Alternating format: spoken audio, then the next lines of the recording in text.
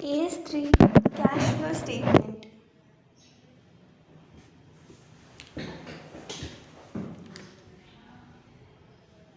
Meaning, it is a statement which shows inflows and outflows of cash and cash equivalents. जो cash flow statement होता है वो show करता है cash and cash equivalents का inflow and outflow. Cash equivalents are highly liquid investments with maturity of 3 months or less and has insignificant value change risk. जो cash equivalents होते हैं वो हाईली लिक्विड इन्वेस्टमेंट होते हैं. Highly liquid investment मतलब जिसका maturity 3 महीने या उससे कम का है. मतलब 3 महीने के अंदर आप पैसे रिलीज़ कर सकते हो एंड इसकी जो वैल्यू है उसका चेंज होने का रिस्क बहुत ही कम होता है, बहुत ही इनसिग्निफिकेंट होता है. तो कैश फ्लो स्टेटमेंट AS3 में कवर किया गया है. Inflows and outflows are shown under operating, investing and financing activities. जो कैश का इनफ्लो एंड आउटफ्लो होता है उनको तीन चीज़ों में डिवाइड करके मतलब 3 सेगमेंट्स में डिवाइड करके शो किया जाता है. जितने भी कैश के इनफ्लोज या आउटफ्लोज होते हैं उनको 3 सेगमेंट्स में डिवाइड किया जाता है. First one is operating cash flow, second one is investing cash flow and the third one is financing activities. Operating cash flows can be found using direct method और indirect method. जो operating cash flows होते हैं, operating यानी कि मतलब जो हमारा principal business है, जो हम ऑपरेट करने का बिजनेस करते हैं, तो उसका जो कैश फ्लो है वो हम निकाल सकते हैं 2 मेथड से. एक डायरेक्ट मेथड से, दूसरा इनडायरेक्ट मेथड से.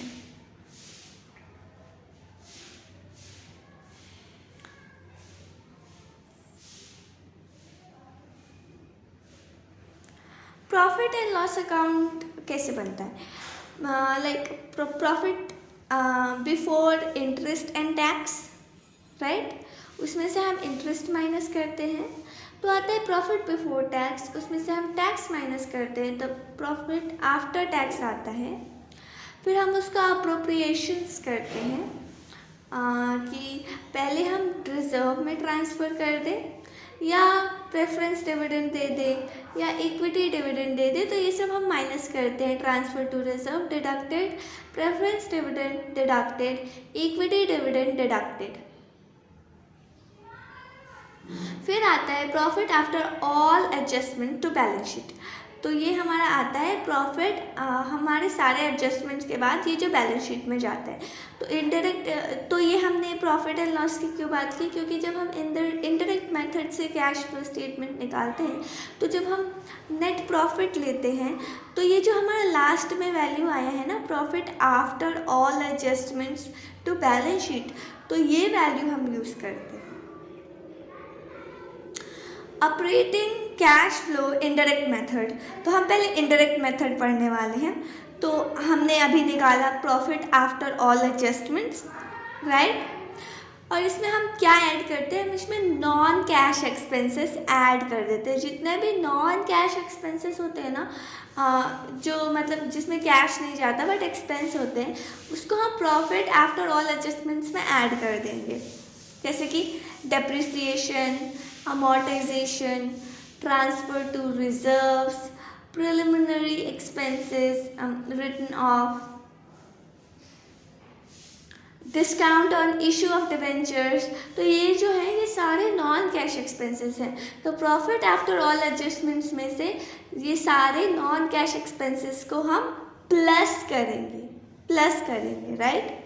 एंड नॉन ऑपरेटिंग एक्सपेंसेस को भी हम प्लस करेंगे। नॉन ऑपरेटिंग एक्सपेंसेस जैसे कि इंटरेस्ट पे किया, नॉन ऑपरेटिंग है। Loss on sale of PPE investment non operating है। प्रपोज डिविडेंड नॉन ऑपरेटिंग है। Premium on redemption of preference shares, preference shares के रिडेम्पशन पे प्रीमियम पे करते हैं, ये डिबेंचर्स के रिडेम्पशन पे प्रीमियम पे करते हैं, तो ये सब नॉन ऑपरेटिंग एक्सपेंसेस है। तो हम नॉन कैश एक्सपेंसेस को प्लस करेंगे, नॉन ऑपरेटिंग एक्सपेंसेस को भी प्लस करेंगे। किस में? प्रॉफिट आफ्टर ऑल एडजस्टमेंट्स आया, उसमें नॉन कैश एक्सपेंसेस को प्लस करेंगे, फिर नॉन ऑपरेटिंग एक्सपेंसेस को प्लस करेंगे, फिर हम डिडक्ट करेंगे non operating income. Non operating income यानी कि हमारा ऑपरेटिंग इनकम नहीं है, बस नॉन ऑपरेटिंग इनकम है, जैसे कि मतलब इनडायरेक्ट इनकम है basically. Interest dividend received, interest received या dividend received, non operating income. Profit on sale of PPE investment, non operative income. Discount on redemption of debentures, non operating income. तो इस non operating income को हम deduct करेंगे, right. फिर उसके बाद हम प्लस माइनस करेंगे working capital changes,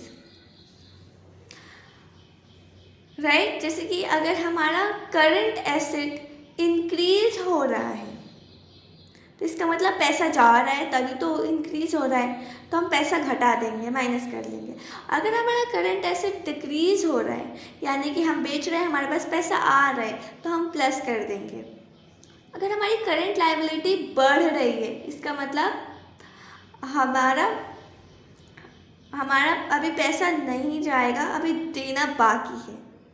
current liability बढ़ रही है यानी कि हमने लोन वगैरह बोरो वगैरह कर लिए, तो हमारे पास पैसे आ रहे हैं, तो प्लस करेंगे।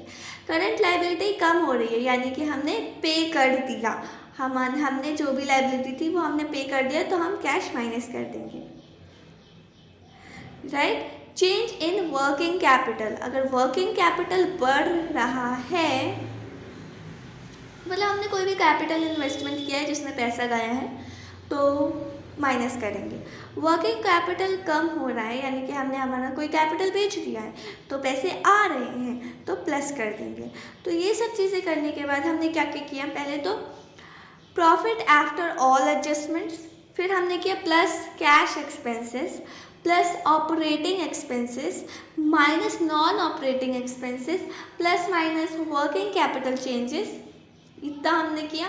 फिर हमने जो टैक्स पे किया है ना, वो भी हम डिडक्ट कर देंगे, माइनस टैक्स पेड। फिर आ जाएगा net cash flow from operative activities, अगर प्लस में फिगर्स हैं, या अगर माइनस में फिगर्स हैं तो net cash flow used in operating activities. Minus में तो यूज्ड इन, एंड प्लस में है तो net cash flow from operating activities. Now our fourth point is provision for depreciation. When provision for depreciation account is maintained, जो हम provision for depreciation account maintain करते हैं, PPE ledger will always be shown at original cost. जो हमारा PPE का ledger है वो हमेशा ओरिजिनल कॉस्ट पे देखेगा, क्योंकि प्रोविजन फॉर डेप्रिसिएशन अकाउंट अलग से बनता है, पीपीई का अकाउंट अलग होता है, तो अलग देखेगा। तो मतलब वो पीपीई का लेजर हमेशा कॉस्ट पे देखेगा, क्योंकि हमने ये डेप्रिसिएशन चैप्टर में पढ़ा है। When PPE is derecognized यानी कि बेच दिया, डोनेट कर दिया, रिटन ऑफ कर दिया, then cancel provision for depreciation for that asset. तो हमने जितना भी प्रोविजन बनाया होगा उस एसेट के लिए वो हम माइनस कर देंगे।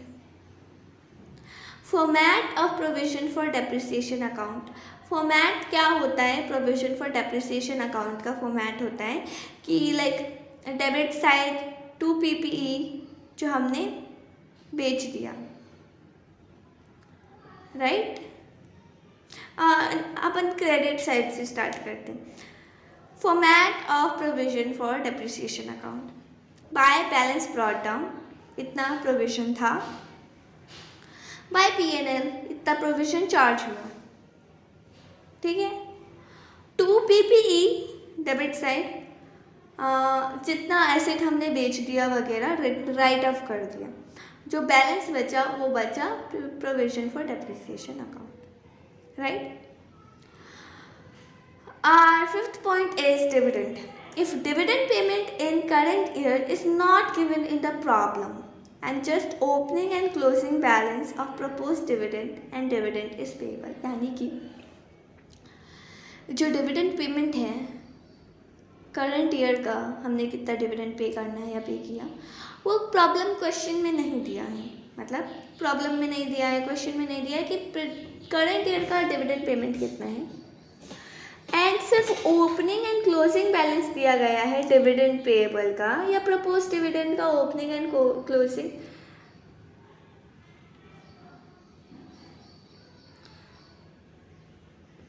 ओपनिंग एंड क्लोजिंग बैलेंस मतलब दिया हुआ है, तब हम अज्यूम करेंगे कि लास्ट ईयर का डिविडेंड यानी कि opening balance of propose dividend, last year का डिविडेंड यानी कि opening balance of propose dividend, जो ओपनिंग है वो लास्ट ईयर का ही होगा ना, is paid in the current year. तो जो ओपनिंग बैलेंस है वो इस साल हम पे करेंगे। अगर हमें बताया नहीं कि कितना पेमेंट किया है डिविडेंड का, ओपनिंग एंड क्लोजिंग बैलेंस दिया है, तो जो ओपनिंग वाला है वो हमने पे किया है, ऐसा हम मान लेंगे। तो और ऐसा हम टैक्स में भी ऐसे ही अजम्पशन बनाते हैं कि अगर ओपनिंग टैक्स दिया गया है, क्लोजिंग टैक्स दिया गया है और बताया नहीं कि कितना पे किया है, तो जो इतना ओपनिंग वाला है उतना हमने इस साल पे कर दिया, करंट ईयर में इतना हमें अज्यूम करना है। प्रपोज डिविडेंड का फॉर्मेट दिया गया है कि bye balance brought down opening dividend है, बाय पीएनएल करंट ईयर का इतना डिविडेंड प्रपोज हुआ है, टू बैंक कितना डिविडेंड पे कर दिया है, टू बैलेंस कैरिड डाउन कितना क्लोजिंग बैलेंस है।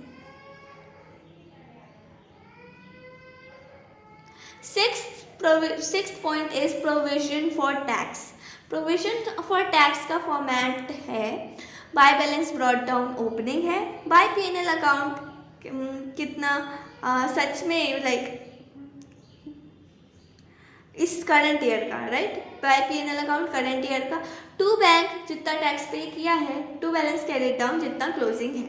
Others, seventh point is just other adjustments.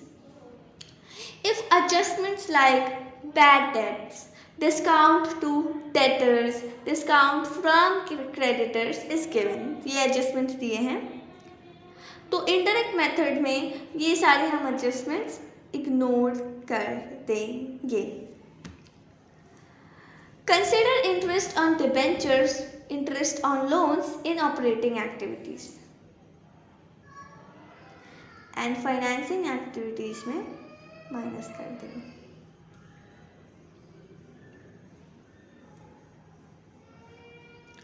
जो हम अगर इनडायरेक्ट मेथड से अपन कर रहे हैं, तो जो अब इंटरेस्ट है डिबेंचर्स पे या इंटरेस्ट जो है लोन पे, वो हम ऑपरेटिंग एक्टिविटी में हम प्लस करेंगे, क्योंकि हमने बोला ना कि